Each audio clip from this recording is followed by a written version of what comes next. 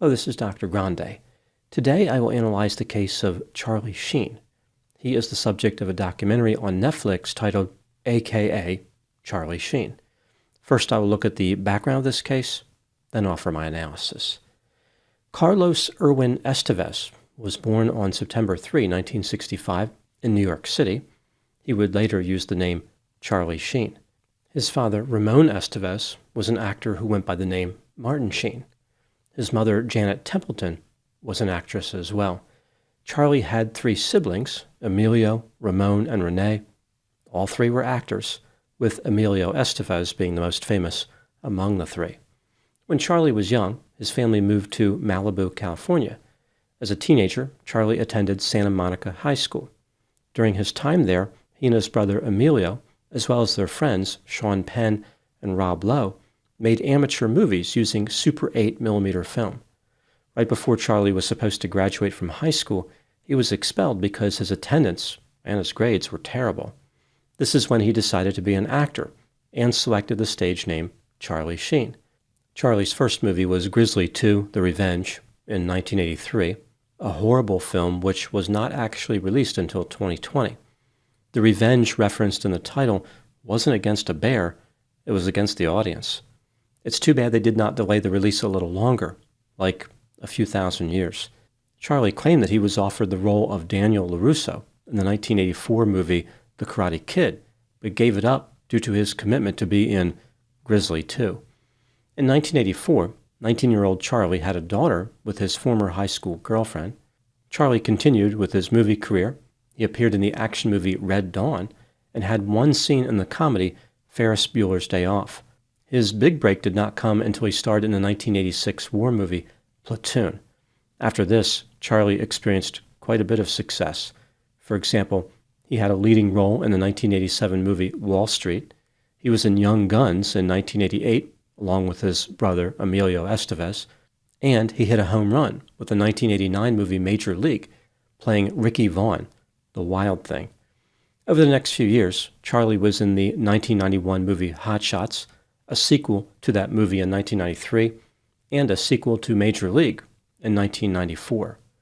In 1995, Charlie Sheen was offered immunity in exchange for testifying against the notorious Heidi Fleiss.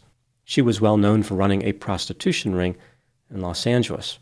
Charlie admitted that he spent $53,000 on the services of sex workers over a 15-month period. For that much money, he could have purchased a new car, although to be fair, he never had trouble finding a ride. This same year, Charlie married a woman named Donna Peel, but it wasn't meant to be. The couple divorced in 1996. In 1998, Charlie overdosed on cocaine. He was in pretty bad shape, but managed to survive. After this, he was treated in a substance use rehabilitation clinic. In 2000, Charlie Sheen was cast on the sitcom Spin City to replace Michael J. Fox. He stayed there until the series ended in 2002. Charlie won a Golden Globe for his performance on this show. In 2002, Charlie married the model and actress Denise Richards. They had 2 daughters together and divorced in 2006. In 2003, Charlie was given a leading role in the television sitcom 2.5 Men. The character he played, Charlie Harper, was a lot like Charlie himself. He didn't really have to act too much in that sense. In 2008, while still working on this show, Charlie married a woman named Brooke Mueller. They had twin sons and divorced in 2011. The show 2.5 Men was incredibly successful, but Charlie Sheen's substance use threatened this success. In February 2010, production was halted, although production did resume the following month. Charlie considered leaving the show. He rejected an offer of $1 million per episode. Ultimately, he accepted an offer of $1.8 million per episode for the 8th season and returned to work. Production was halted in January 2011, once again due to Charlie's use of substances. He entered drug rehabilitation for the 3rd time in 12 months. When Charlie made offensive comments about the creator of the series, he was banned from the production lot by Warner Brothers Television. Charlie's character in the show was killed off, and Ashton Kutcher joined the series. 2.5 Men ran for another 4 seasons, finally ending in 2015. After Charlie's termination, he went through an extended phase where he exhibited extremely bizarre behavior. This was evident in several different ways, including during interviews and on YouTube videos posted by Charlie. For example, he suggested that he was a warlock with tiger blood and repeatedly indicated that he was winning. After hearing that some people believed he may have bipolar disorder, he said he was bi-winning. In one video, Charlie demonstrated how he could smoke cigarettes with his nose and, apparently, with his ears. On one occasion, Charlie said, "I'm tired of pretending I'm not special. I'm tired of pretending I'm not a total blanking rock star from Mars." The blank rhymes with pitching. Despite his defiant and arrogant attitude, some of his fans really connected with this new version of Charlie. Defying logic and reason, he somehow became more popular than ever. Charlie even performed in a live tour titled "My Violent Torpedo of Truth / Defeat is Not an Option." The tour started on April 2, 2011. Charlie earned about $7 million visiting various places and complaining about his life. Eventually, the public soured on this reinvented Charlie. They realized he did not have anything interesting or coherent to say. Charlie sank his boat with his own torpedo of truth. From 2012 to 2014, Charlie starred on an FX show called Anger Management. It was poorly received, mostly because it was awful. After this, Charlie never really had any meaningful level of success. His career was pretty much over. He may have been regarded as a liability due to his substance use. Perhaps movie and TV producers did not want to take a chance on him. In 2015, Charlie Sheen announced that he was HIV positive and had been for 4 years. He claimed that he had paid $10 million to people who extorted him, threatening to reveal his illness. In 2025, Charlie was the topic of a documentary on Netflix titled AKA Charlie Sheen. He recounted many of his unusual, unwise, and reckless adventures throughout his career and in his personal life. Charlie indicated that he had been sober since 2017, which is something he has stated before. The documentary has caused no small degree of controversy.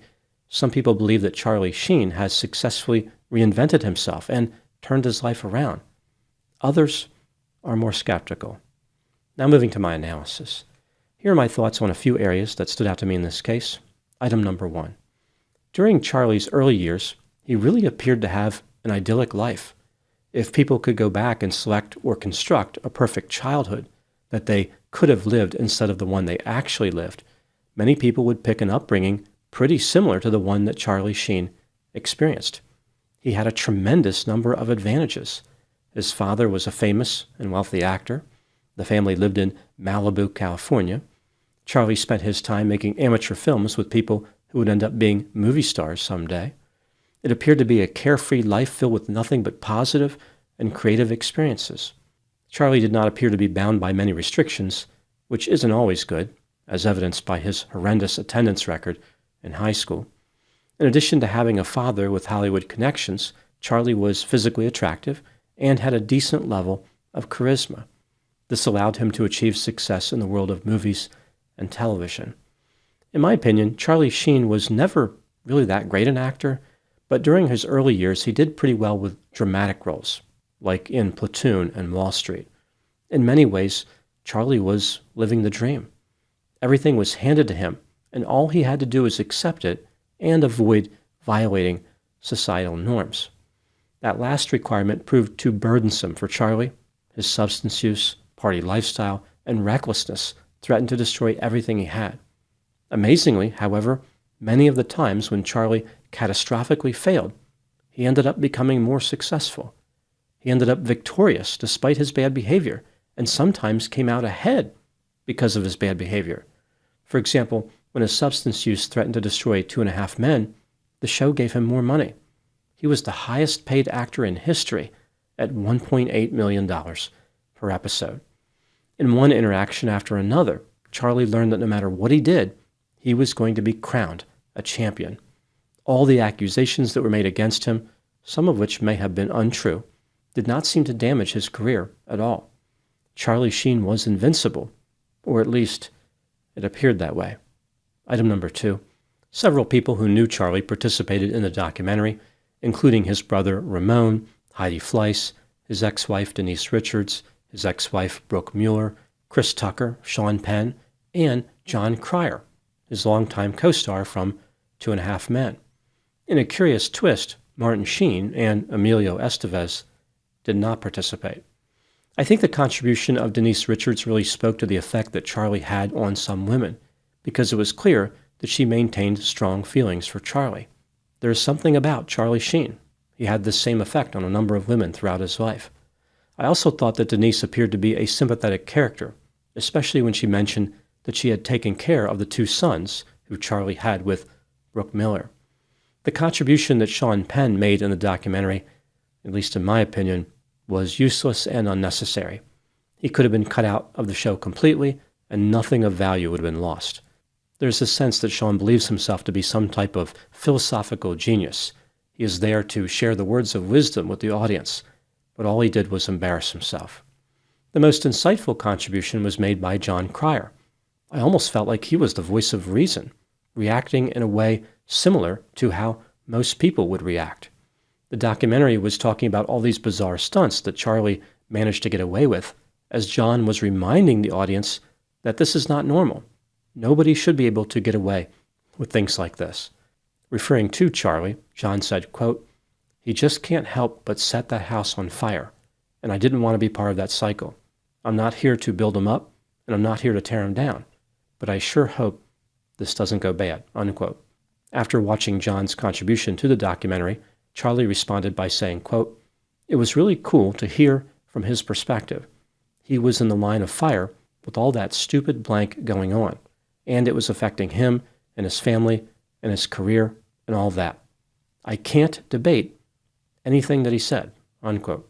Charlie has not always been so kind in his assessment of John. For instance, years earlier, after Charlie Sheen was fired from 2.5 Men, he called John a turncoat, a traitor, and a troll. Item number 3. At the peak of his success, Charlie Sheen had a net worth of $150 million. Reportedly, Charlie's net worth in 2025 is about $3 million. Only 2% of his former glory, but that's still a pretty good number, all things considered. It is about 10 times the median net worth of Americans his age.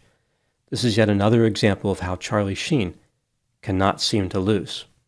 Maybe it makes sense that he adopted the term winning, something he repeated many times. Item number 4. What do I think happened in this case? This is just a theory, my opinion. Charlie Sheen was handed many advantages in life, but self-control was not one of them. Initially, he managed to obtain a phenomenal level of success, but over time, he gave in to his impulsivity and failed to regulate his intake of substances. Charlie retained his high level of charisma, his unrealistic overconfidence, and for a time, his physical attractiveness. He was able to leverage these advantages to slow his descent into ruin. When he harmed others, he did not like it, but he was willing to do it to get his way. This is a characteristic he shares with many of those severely addicted to substances. Their objective is not to cause pain to others, but they will if it aids in their pursuit of pleasure. Charlie's story is incredible. People can't understand how he was able to remain alive, well-liked, wealthy, and popular. Did this happen because Charlie was special, like he claimed? Was Charlie destined for greatness and nothing could derail that, even Charlie's best efforts? Does he possess some type of special gift that everyone else can learn from? Should people look to Charlie as a role model? I believe the explanation here is simple. Charlie benefited from the power of fame. He knew that he could get away with anything. Charlie repeatedly violated societal norms, yet people kept giving him opportunities. They were lining up to throw money at him. I do not believe there is any complex philosophical or emotional message contained within Charlie Sheen's story. Like someone suggested that Charlie behaved the way he did due to a lack of confidence. Charlie was questioning if he deserved all this success. I don't think that's what happened at all. This was just Charlie living his life, doing whatever he wanted. He was a villain who tried to destroy every opportunity given to him, yet only succeeded some of the time. He threw away the types of breaks that other people could only dream of, without even giving it a second thought. this was all just to get high on drugs. The documentary attempted to paint Charlie as a good-hearted, friendly, and charismatic individual who cheerfully found his way to a remarkable career. Yes, there were some speed bumps, he was somewhat misguided, but Charlie deserved to be successful, so it's a good thing that he prevailed. This is a dangerous and unrealistic message. The documentary played into this myth that if somebody is born into a family connected to Hollywood, they should be rewarded by society at every turn. The film failed to hold Charlie accountable at any level and really glossed over some of his more alarming behavior. There is no doubt that Charlie is personable and likable, at least he presented this way in the documentary. Maybe this explains why so many people fell under his spell. Charlie did accept some responsibility for his bad behavior, but there is the sense that he sincerely believes he deserved every good thing that came his way. Now moving to my final thoughts. I think there are a few lessons that can be learned from the Charlie Sheen documentary, aka Charlie Sheen. Substance use always takes more than it gives.